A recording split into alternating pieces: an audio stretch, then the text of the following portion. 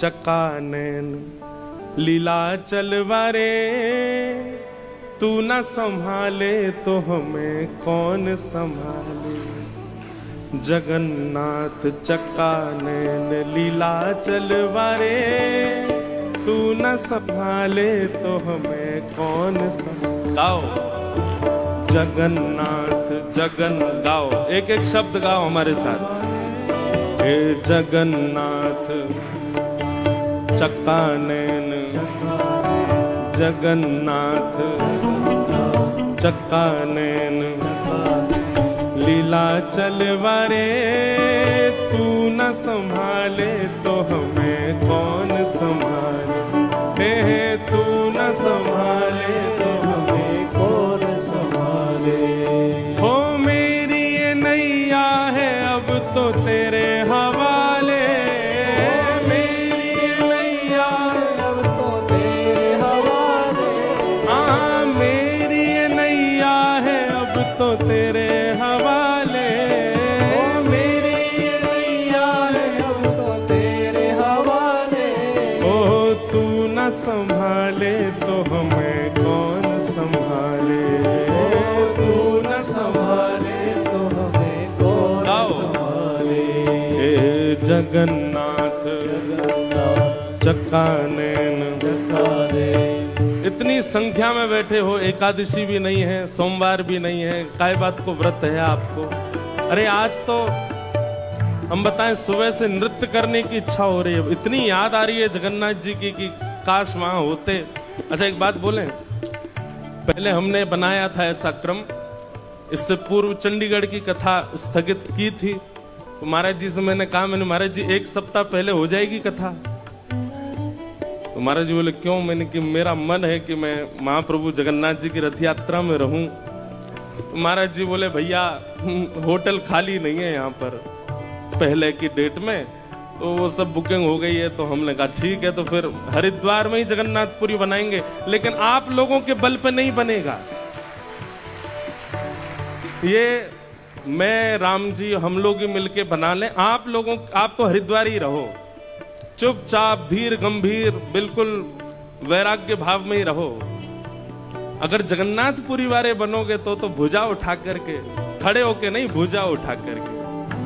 ओ जगन्नाथ चकानैन, ओ जगन्नाथ चकानैन ओ लीला चलवारे, तू न संभाले तो हमें कौन संभाले। हे तू न संभाले तो हमें कौन संभाले। हो मेरी ये नैया है अब तो तेरे हवाले, मेरी ये नैया है अब तो तेरे हवाले। हे मेरी ये नैया है अब तो तेरे हवाले, मेरी ये नैया है अब तो तेरे हवाले। क्योंकि तू न संभाले तो हमें कौन संभाले। तू न संभाले तो हमें कौन संभाले। हे जगन्नाथ जगन्नाथ चकानैन चकानैन लीला चलवारे, तू न संभाले तो हमें कौन संभाले। हे तू न संभाले तो हमें कौन संभाले। हाँ तू न संभाले तो हमें कौन संभाले। तू न संभाले तो हमें कौन संभाले। हाँ तू न संभाले तो हमें कौन संभाले। श्री जगन्नाथ महाप्रभु की जय। आज विश्व के महाप्रभु श्री जगन्नाथ जी रथ आरूढ़ हुए हैं। बलभद्र और सुभद्रा संग विराजे ब्रज के नाथ। बलभद्र और सुभद्रा संग विराजे ब्रज के नाथ।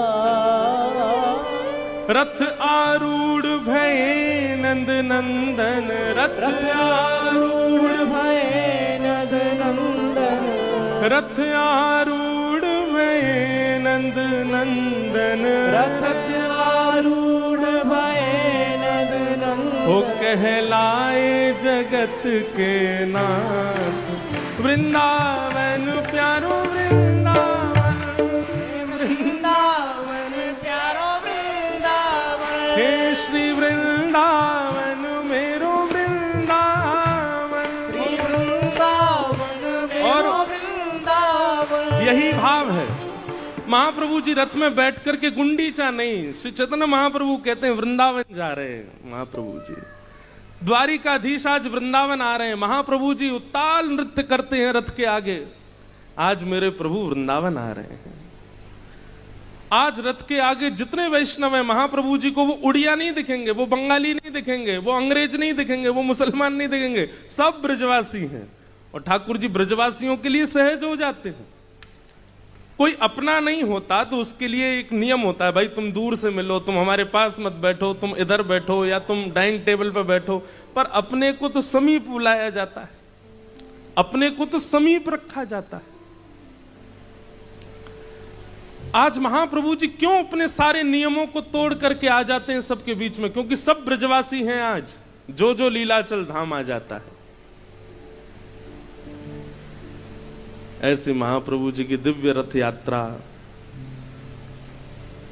आज प्रारंभ हुई है और महाप्रभु जी रथ में आरूढ़ होकर के आनंद निमग्न करते हुए जा रहे हैं गुंडीचा, अपनी मैया के पास।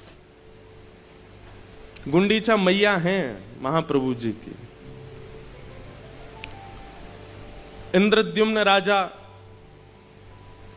जिनके यहां कृपा करके महाप्रभु जगन्नाथ जी विराजे। बंधुओं एक बात तो निश्चित है, सत्य है कि ऐसे ही ठाकुर जी जीवन में नहीं आ जाते हैं, करना तो पड़ता है, त्याग करना पड़ता है, समर्पण करना पड़ता है, तब करना पड़ता है, जीवन को बहुत मांझना पड़ता, तब जाकर के भगवत कृपा होती है। आप लोगों ने कई भक्तों की कथा सुनी है, कई संतों के चरित्र सुने हैं, पर इंद्रद्युम्न राजा की कथा हमने खूब सुनाई है। कथा में इंद्रद्युम्न राजा, उसके भाव से जगन्नाथ जी रीझ गए थे। ऐसा एकमात्र पहला राजा हुआ भूमंडल पर जिसने अपने राज्य के परकोटे में अपनी सेना बैठा रखी थी, सुरक्षा के लिए नहीं, केवल यह देखने के लिए कि कोई भी तीर्थ यात्री, कोई भी संत, कोई भी महंत, कोई भी महापुरुष, कोई भी वैष्णव यदि मेरे राज्य के परकोटे से जा रहा हो तो उसको लेकर के मेरे पास आना, मैं उनको वंदन करूंगा, अभिषेक करूंगा, चरण वंदन। इतनी वैष्णव भक्ति उनके चित्त में। क्षमा कीजिएगा मेरी बात अगर अटपटी लगे तो। आप वैदिक नियमों में बहुत प्रवृत्त हैं, आप अनुष्ठानिक नियमों में बहुत प्रवृत्त हैं, आप शुद्ध आचरण आदि इन सब में होना ही चाहिए। वैदिक पद्धति, सनातन पद्धति, सबका पालन होना चाहिए। पर भगवत प्रसन्नता के लिए इन सबसे पुण्य तो प्राप्त कर लेंगे, इन सबसे वैकुंठ प्राप्ति का साधन, स्वर्ग प्राप्ति का साधन तो हो जाएगा, लेकिन महाप्रभु जी को प्राप्त करना है, ठाकुर जी को प्राप्त करना, उसके लिए केवल एक साधन है, वैष्णव सेवा। जितने भक्तन की सेवा, जितने वैष्णवों की सेवा आपसे बनेगी, उतनी जल्दी ठाकुर जी प्रसन्न होते हैं।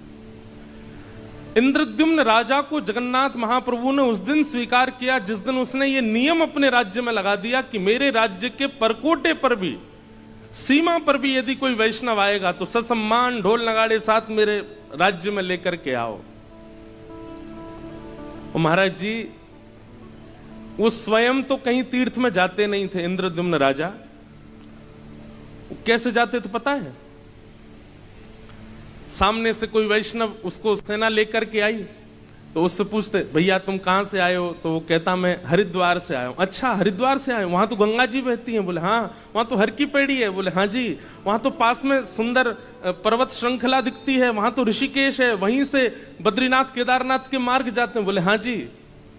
आप मेरे सामने बैठ जाइए ना। हरिद्वार से आए व्यक्ति को सामने बैठाते और इंद्रद्युम्न राजा नेत्र बंद करके कहते अब मुझे बताइए वहां हवा कैसी चलती है, वहां के लोग कैसी बोली बोलते हैं, श्री गंगा जी का जल कितना शीतल है, वहां के पहाड़ कैसे दिखते हैं।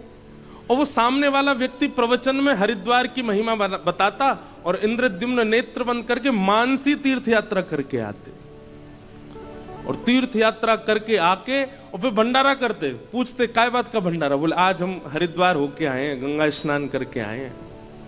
ऐसे थे इंद्रद्युम्न राजा।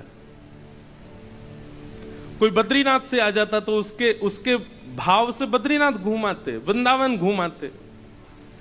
और इतने परिपक्व हो गए थे इंद्रद्युम्न कि अब अगर कोई दोबारा हरिद्वार का व्यक्ति मिलता ना तो इंद्रद्युम्न उससे ज्यादा जानकारी दे देते हरिद्वार के बारे में। ऐसी उनकी भक्ति। बस मन में एक कामना थी कि महाप्रभु जी मेरे पास आ जाएं। पहले नील माधव भगवान विराजमान थे नीलाचल पर्वत पर, जिनकी सेवा का अधिकार आदिवासियों को ठाकुर जी ने दे रखा था। इंद्रद्युम्न, अब कथा तो बहुत बड़ी है, हमको भागवत जी में प्रवेश भी करना है, उतना तो विस्तार नहीं करेंगे। इंद्रद्युम्न राजा ने अपने भाई को भेजा कि मुझे स्वप्न में नील माधव भगवान ने आज्ञा की है कि मेरी सेवा प्रारंभ करो।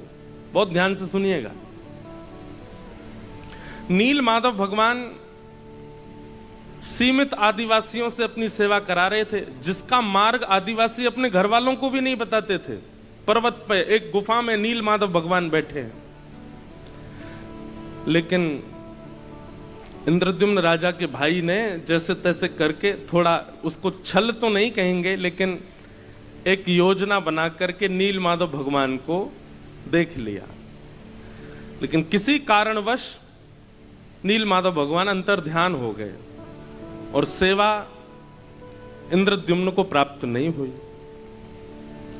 तब इंद्रद्युम्न राजा ने इतनी विरह वेदना से महाप्रभु जी को पुकारा कि नाथ आप मेरे पास नहीं आए। तो भगवान ने आज्ञा की, बोले तुम चिंता नहीं करो, अब एक योजना से हम तुम्हारे पास आएंगे। भगवान ने आज्ञा करके कहा कि समुद्र में 3 दारू यानी कि लकड़ियां बहती हुई आएंगी, उनसे हमारा एक स्वरूप निर्माण कराओ। कैसा स्वरूप निर्माण? बोले कि वो उन दारू ब्रह्म को, उन लकड़ियों को कोई और आकृति दे ही नहीं पाएगा। जिसको मैंने चुना हुआ है वही आकृति देगा और वो अपने आप तुम्हारे पास आ जाएगा। सावधानी से सुनिएगा, कौन है महाप्रभु जगन्नाथ। तो इंद्रद्युम्न राजा ने गुंडीचा, जहां आज जा रहे हैं महाप्रभु जी, वहीं पर तीनों स्वरूपों को विराजमान किया। बड़े बड़े कारीगरों को बुलाया, बड़े बड़े मूर्तिकारों को बुलाया कि आप ठाकुर जी का स्वरूप बनाओ। मूर्तिकार पूछते कैसा स्वरूप बनाओ? बोले जैसा तुम्हारा मन करे बनाओ। तो कहते हैं मूर्तिकार जब अपने यंत्रों को लेकर के जाते और मूर्ति बनाने की जब चेष्टा करते तो ऐसी खन्न आवाज आती मानो जैसे ये लकड़ी नहीं, ये लोहा है। छेनी हथौड़ा टूट के गिर जाते, लेकिन किसी से भी स्वरूप निर्माण हुआ नहीं। तब विश्व के सबसे बड़े मूर्तिकार, कलाकार विश्वकर्मा, वे एक वृद्ध मूर्तिकार का रूप धारण करके आए और आकर के इंद्रद्युम्न राजा से कहा, भगवान मुझे एक बार अवसर दीजिए। तो इंद्रद्युम्न हंसने लगा। इतने बड़े बड़े कलाकार बंगाल के, उड़ीसा के, आदि आदि क्षेत्रों के सब हाथ खड़े कर गए। आप तो वयोवृद्ध हैं, आप तो शमशान में लकड़ियां बाट देख रही हैं, आप कहां जाओगे? बोले नहीं, आप एक बार मुझे अवसर दीजिए। गुंडीचा महारानी बोली, जब इतनों को अवसर दिया तो इनको भी दीजिए। राजा बोले ठीक है, आप जाइए, बनाओ, ठाकुर जी का स्वरूप बनाओ। जैसे ही आज्ञा प्रदान की तो विश्वकर्मा ही थे, उन्होंने कहा मेरा एक, फिर मेरी बात माननी पड़ेगी। बोले क्या? बोले आप मूर्तिकार के सिर पर खड़े होके बैठते हो, देखते रहते हो कैसा बनाओगे, क्या करोगे, ये सब नहीं, मुझे एकांत दीजिए। और 21 दिनों तक आप भीतर नहीं आएंगे, मैं अकेले बैठ करके ठाकुर जी का स्वरूप बनाऊंगा। इतना उत्सुक है इंद्रद्युम्न राजा, वो कैसे छोड़ दे ठाकुर जी को अकेला।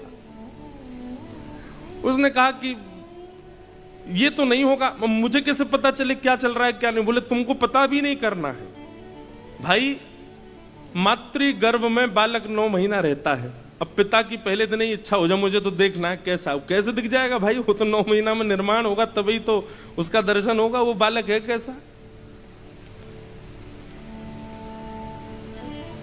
प्रतीक्षा तो करनी पड़ेगी, और बाकी भीतर से कुछ ना कुछ आवाज तुमको आती रहेगी छनी हथौड़ा की, उससे समझ जाना ठाकुर जी निर्माण हो रहा है। इंद्रद्युम्न राजा रोज सुबह उठ जाता और बाहर कान लगा करके बैठा रहता, और जैसे जैसे अंदर से आवाज आती खुश होता, मेरे ठाकुर जी का निर्माण हो रहा। पहले ही व्यवस्था कर दी, बाहर सजाने लग रहा नगरियों को, बड़े बड़े ब्राह्मण बुलाए, बड़े बड़े संत बुला लिए। बोले क्या बात है, बोले उत्सव होगा ठाकुर जी। कब होगा, बोले बस जैसे ही बन जाएंगे ठाकुर जी फिर उत्सव होगा। और एक दिन हुआ, अंदर से कोई आवाज नहीं आई, घबरा गया इंद्रद्युम्न, दौड़ करके खोल दिया द्वार को। तभी देखता है कि सारे जो यंत्र थे बनाने की मूर्ति वो सब नीचे पड़े हैं, और वो वृद्ध वहां है ही नहीं, दिख ही नहीं रहा है, दूर सब जगह देख लिया। और तभी सामने नजर उठा करके देखा तो जन्म वेदी